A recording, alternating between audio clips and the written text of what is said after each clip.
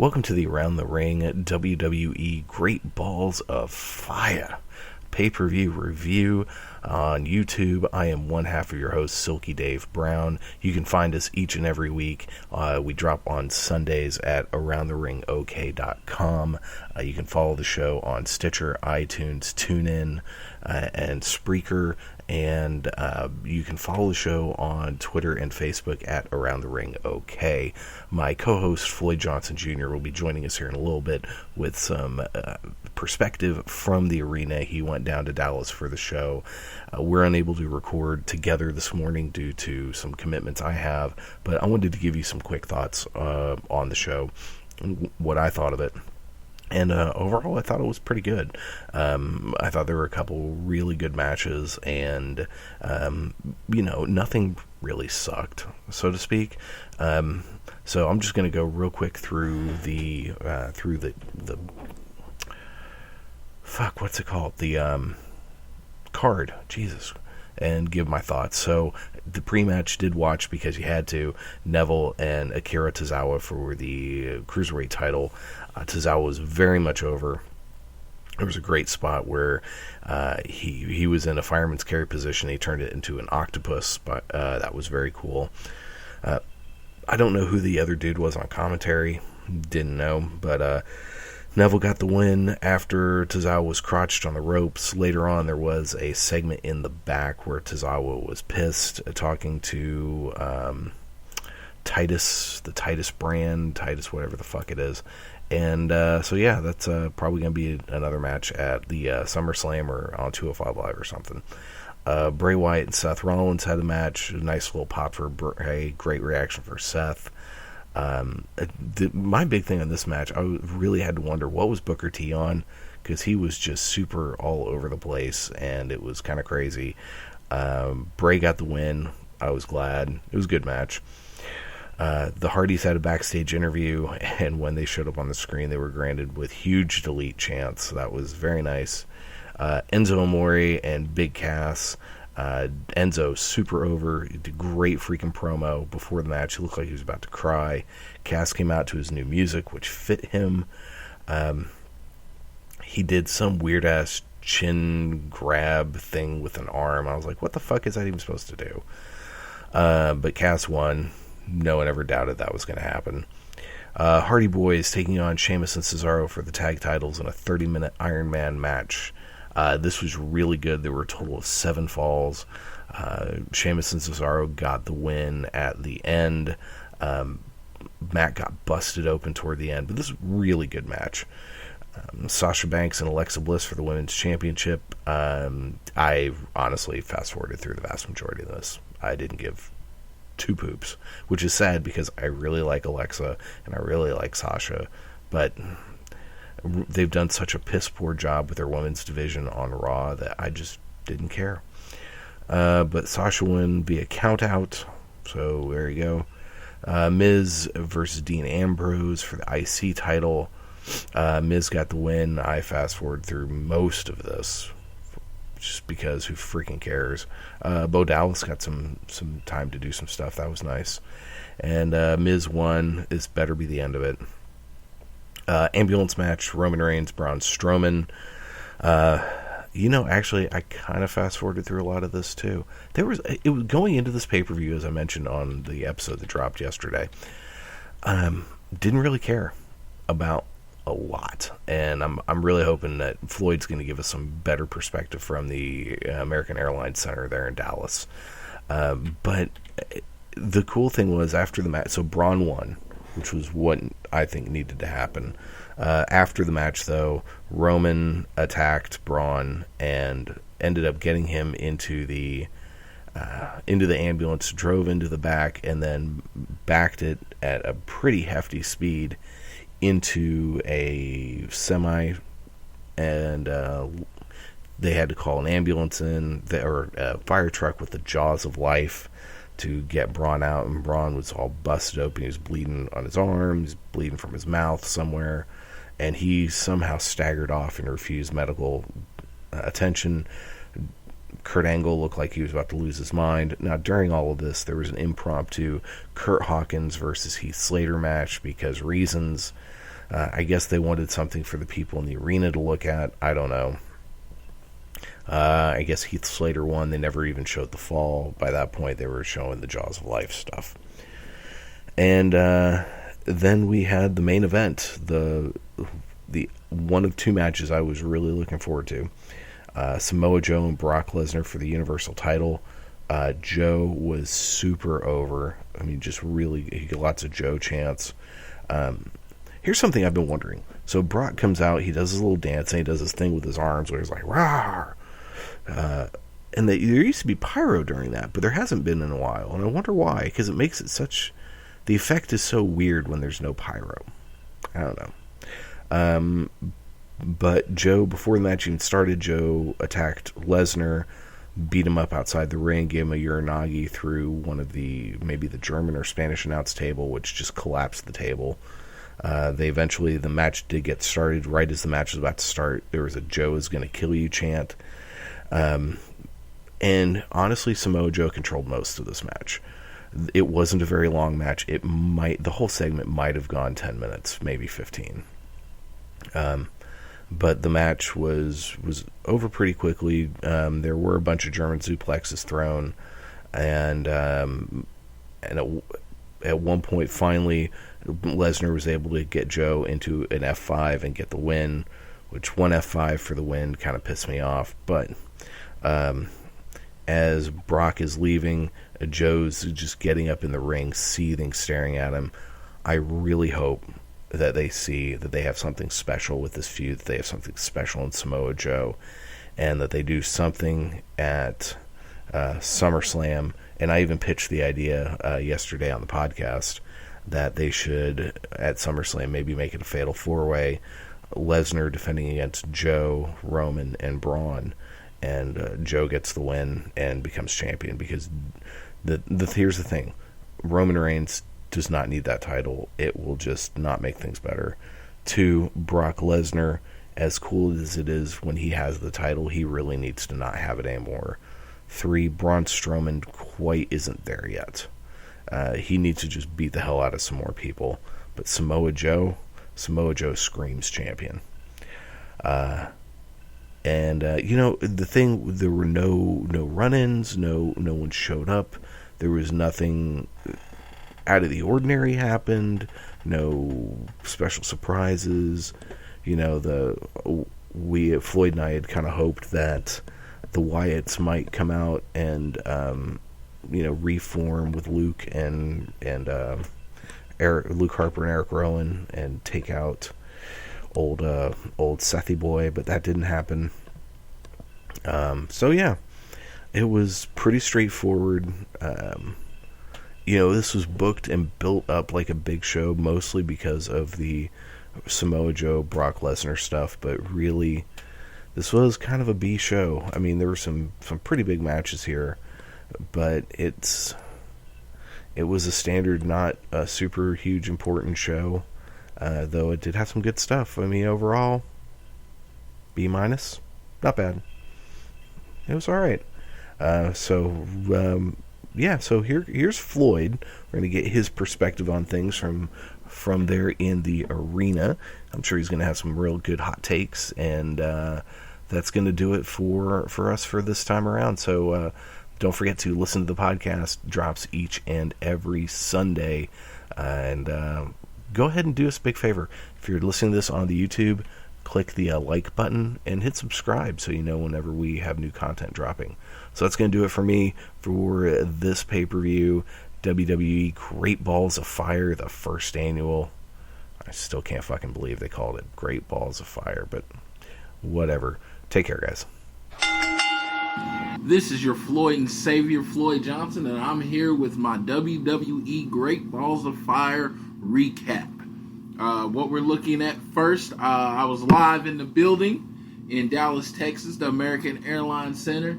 It was me and the club. We were about 5 deep, and we added a new member because I like to do that at events. Meeting new people is like my favorite thing to do at live events. Now I will say, overall, I'll start this. I gave the show a B.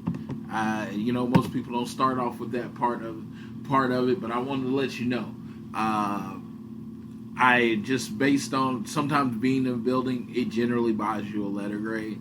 I would honestly say B plus. I feel like everything, even though it didn't happen the way I wanted it to happen, I thought it was executed well, and we got some good matches. Let's start off with the pre-show. Started off about 6:30, 6:40. We knew it wasn't going to be that long of a match. We had Neville versus Akira Tozawa. I said yesterday on the show that I would like to see either Akira Tozawa win by DQ or this ends in some type of no contest. But they went a different way. And it feels like it was done in WrestleMania because they did the way with Neville eye gouged Austin Aries and then put him and then finished the match that way. In this match they chose to go with low blows. He racks Akira Tozawa over the top of the ropes, and then racks him over the top rope, and then he like kicks him. And it was kind of weird. And then he gets the pin that way with basically 3 straight low blows. And yeah, I mean, it was a despicable way to win. But when it just was done in the Cruiserweight division with his last rival, I have to say that's a little ridiculous. I mean, you have to use some creative storytelling here. Of course, we're going to get Tozawa and Neville probably again at SummerSlam. Me personally, I would do Akira Tozawa and Neville on a regular episode of Cruiserweight, especially if you plan on Neville winning, and then Neville says he's went through the whole division, of course, and at the SummerSlam, to try to highlight your Cruiserweight division, I would probably do a fatal 4-way for the Cruiserweight title. I don't know what anybody thinks about that, but that's what I would do. The Cruiserweight division's kind of suffering right now. They need a star. I also think a problem with the Cruiserweight division right now is that they're only singles matches. I think we need more tag matches and more 6-man. Maybe use the multi-man matches to get over new people, a la New Japan Wrestling. First match of the pay-per-view was Bray Wyatt versus Seth Rollins. I had no idea who was going to win this match. I thought it could go either way. I have been saying Bray Wyatt needed a pay-per-view win. They went with Bray Wyatt thumbing Seth Rollins in the eye and hitting Sister Abigail, getting the clean, quote-unquote, victory. I give it to him because it was creative and giving Bray Wyatt an open and win match. So Seth Rollins lost, and it's kind of a thing for the night. A lot of people have picked up on it. Good win for Bray. It was kind of cool, always live, seeing the fireflies and Bray's music coming out. I always take a picture of it just because it's one of the best scenes, in the WWE. I think I found out, Bray's like 30. I think he's due for a long title run, and they should really push Bray soon. I know that's not really in the plans, but Bray Wyatt is one of those people. He tells a good story with whoever he's went, and you put him as champion. And you kind of give him the Wyatt family back, and he becomes this impossible person to beat. So when you push that guy to beat him, it would be a very big moment. And right now, it's like WWE's lacking heroes. Big Cass and Enzo Amore came out, and he did his opening, and then he cut a promo where he referenced the Frank Sinatra song, which, if Great Balls of Fire as a name isn't old enough to reference a song that most people in your audience weren't even alive during, that's kind of cool. To me, it was kind of cool because I imagine quite a few people are going to go try to listen to that song today because he did break it down and take us through it. If he had just referenced the song and left nothing after it, I probably would have had a problem. But Enzo is magic on the mic. I don't know what his role in the WWE is going to be. It's one of those weird situations. As opinionated as I am, I don't know what his role in the WWE should be, but he's amazing on the mic. I think he could really help the cruiserweight division if they wanted to do that, but his in-ring work would have to, but he is really good at selling, so if they wanted Neville to beat him up for a while, that would work too. On to the next match. Tag Team Iron Man match. We actually watched this on TV after seeing it live. Live, it just seemed like a whole bunch of botches, and from two really, really great and amazing tag teams, that was kind of annoying. Sheamus and Cesaro do win, but there was a botched pinfall, and they ended up not counting the pinfall because they said he made the save, but he didn't. The problem I have with this is like 2 seconds later, the match ended when they got the pin and made it 3-3. If the result was going to be 3-3 anyway, why didn't you just take that 3-3 pin there and move on? Because technically, the show ended with the Hardys and Cesaro tied at 4. Now, I don't know if they're going to use this to go broken or have some kind of we didn't get the result. We didn't get a definitive winner. The match was amazing. It was great. Everybody got their spots in. 30-minute Iron Man match. It was a little weird because in the building, I even did it. I knew there wasn't going to be a winner for 30 minutes, so I went and got something to drink. Came back, and I was back about 9 minutes in. And then me and the people I was with, or person I was with, we got something to drink, came back. And, we had already missed one fall, but we got there for Sheamus and Cesaro to go up 2-0, which was kind of cool. The whole front row in front of us just left. It was kind of crazy because it really represents the kind of people, the world that the WWE is trying to communicate and write to now. And I was talking to my friend actually in line, or in our seats, and I was telling him that, asking him the question, and if you listen to this, let me know, what is a face now? Now, I'm not talking about the generic term of a face, a good guy. Who is a person as a face that people will get behind? Because once you become a good guy, people generally start booing you because they don't like the good guys. Or you're a bad guy. And, let's say Braun Strowman. He flipped a freaking ambulance on top of someone, and people love that. So I don't know what makes a heel and what makes a face. Technically in New Japan, Okada the Rainmaker is the face, but Kenny Omega is the most over wrestler in the New Japan. So what you're trying to do is get to a point where I don't know where you go. If you're trying to write a story, you're trying to write a sympathetic babyface. How do you write a sympathetic babyface when most of the world has no sympathy anymore? All right, but yeah, I had a great tag team match. On to the Women's Championship, Sasha Banks defeated Alexa Bliss. They're doing the thing with Alexa Bliss where she gets DQ'd or counted out on purpose too much. They added a little aspect to it. Sasha Banks not accepting that and attacking her, and then she did the double knee spot off of the announce table onto the floor. God, that chick's gonna have jacked up knees because it looks so painful and bad, and it was very, very good and very, very real. Alexa Bliss performed her ass off. But if you want the most memorable moment of this feud, go watch Raw Talk.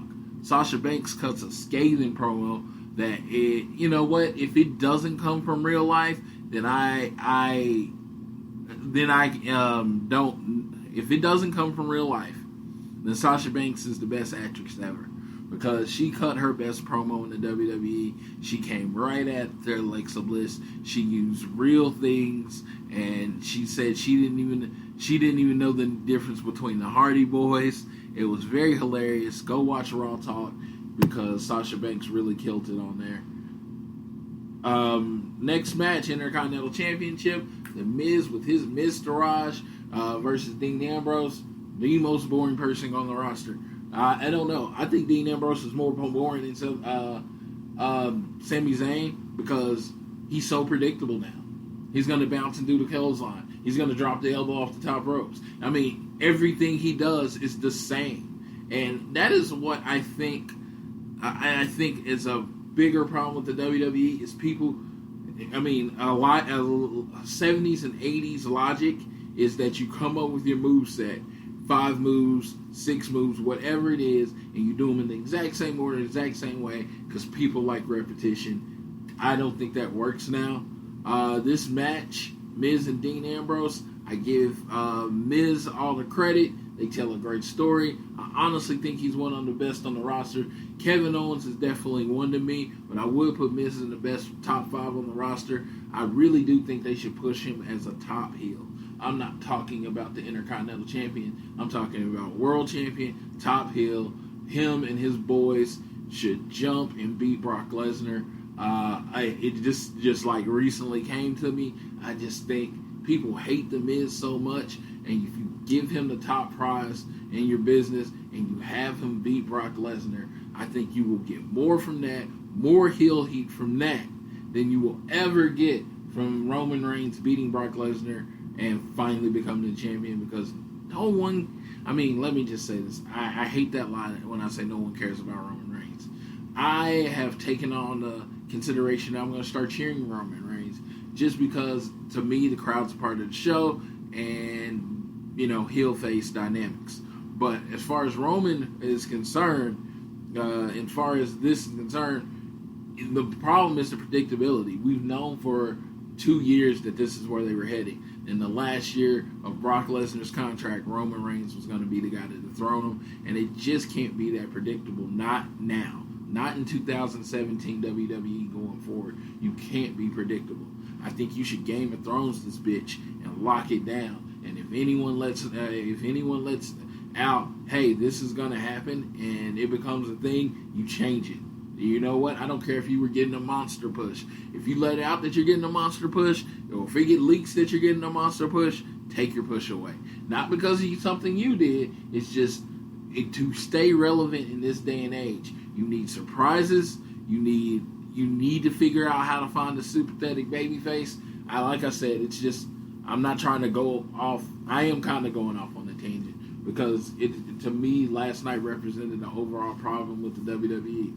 I mean, I don't even think there's a face tag team other than the Hardys right now, really.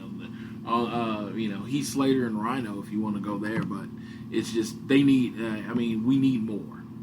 Ambulance match, Braun Strowman and Roman Reigns. Now, this was kind of cool because I was in section 105 at American Airlines Center, so I'm 5 rows up. We are right next to the ambulance. So I don't even know because I haven't went back and watched this match yet, but honestly, when they're doing this scene where Roman Reigns and Braun are really going at it by the ambulance, there should be no way that me and my friends aren't on TV. I am going to watch it back because I am vain, and I'm going to go try to find us and get a screenshot of it. But the match overall, very physical. I said 2 big guys beating the shit out of each other. That's what this match was. It was 2 great guys beating the shit out of each other.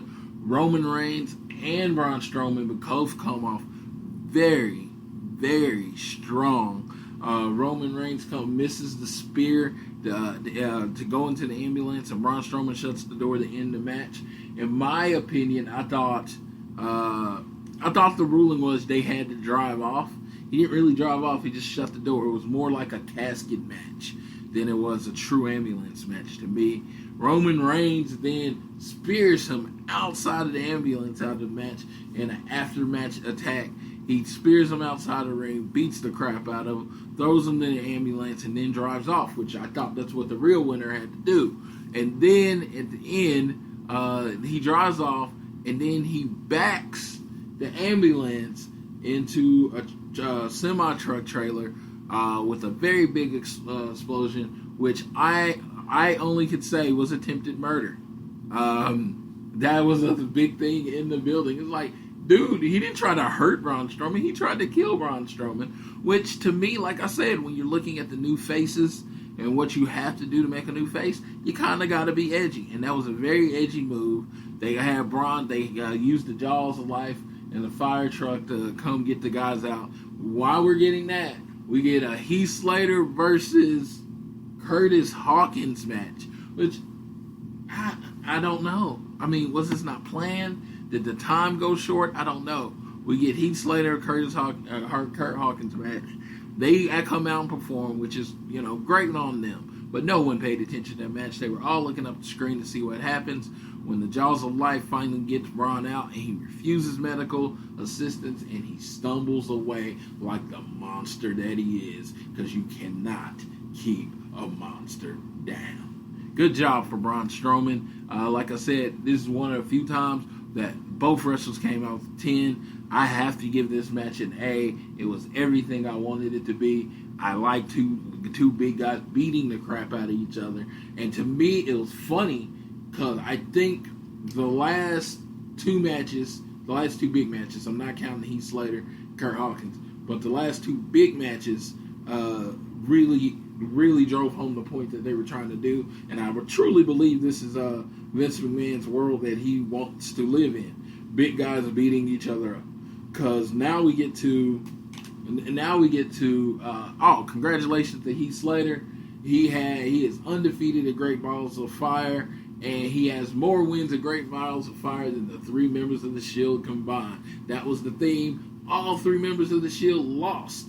The Miz beat Ambrose, Bray beat Seth, and Roman got beat by Braun Strowman, even though he came out looking like a sadistic winner, the sadistic Samoan that he is. And then now we get to the last match, Brock Lesnar versus Samoa Joe. Now, no one should be surprised that I wanted Samoa Joe to win.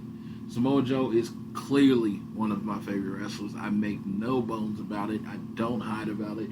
He is literally the background of my phone. So when I go into this match, the reason I went to this pay-per-view was for this match. And I was like, I didn't know what they were going to do. Paul Heyman, they both come out. Paul Heyman goes to announce Brock Lesnar, and Samoa Joe destroys Brock Lesnar. He attacks him from the back, hits him with the Uranagi through the announce table. And leave Brock Lesnar out. So for a moment there, and I honestly wouldn't have minded this. I thought they were going to say Brock Lesnar could not fight that night, and they were going to call off the match, and Samoa Joe was going to be, they were just going to call off the match, and then they were going to push Samoa Joe and Brock Lesnar to SummerSlam, which I would have been very happy with because I will be in Brooklyn. Well, they went with a little different. Brock Lesnar answers the count. Samoa Joe fights him. It's a very hard-hitting back and forth match for 6 minutes. I mean, seriously, it's what you imagine a real fight would happen. Only problem I had with good old Joe is he didn't do any of his other moves. It was very, I'm going to try to put you to sleep. It was very, he didn't hit his, Brock Lesnar would definitely be somebody he can hit a muscle buster on, or just do any of his other moveset. And I think that would have helped. It just didn't seem like he tried to wear down Brock enough before going through the choke. We got, I think, 6 or 7 German suplexes from Brock Lesnar, and Samoa Joe did a great job of just getting back up after each one. He never oversold the German suplex. So the match ended kind of how I thought it was going to end. Joe trying to put Brock to sleep, Brock reversing it into an F5. I did think it was going to take 2 F5s because I figured if Brock is choking you out and then you throw on an F5, Brock wasn't going to be able to go for the pin, and then they could have gave Samoa Joe kind of a soft kick out on that first one just based on the delay of Brock going for the pin, and then Brock maybe hit another F5, and then that's how the match ended. After Samoa Joe attacked him, my heart was beating. I was looking at my friends next to me. I really, really wanted Samoa Joe to win. It would have been definitely a cherry on the top of an amazing career. He definitely deserves it. He's one of the hardest working workers. And you look at him, he is one of the true people that you can see beating Brock Lesnar in a fight. But overall, like I said, I really enjoyed the show. I thought it was less predictable than it usually is. And I also, I thought there was a lot of stuff that I didn't see coming. And like I said, in the live audience, I honestly would have probably given the show an A. But I have to say, online and a few botches, I can't give it an A. All I can give it is a B. I never regret going to WWE pay-per-views. They do a good job of putting on a great show. They even went past the 3-hour mark. This is all what people are asking for. I mean, they are stopping short. We do need a little bit more. And I mean that. I think we need a little bit more as far as the execution in matches. A little, not strong style, but as Steve Austin said, a little snug. I like to see a little snug. My friend Rusty pointed out that Samoa Joe's attempted choke looked like shit. I said, well, if it looked good, he would probably be actually choking him, and Brock Lesnar probably couldn't finish the match. But like I said, great show. I'm looking forward to what they do to Raw. We're getting to build the SummerSlam. So I thank everyone that took time to listen to this recap. I know I can drone on and move a little quickly. I have a lot of thought process, but if you take the moment for taking your time, thank you for listening to Around the Ring. And we will see you Sunday for episode 104.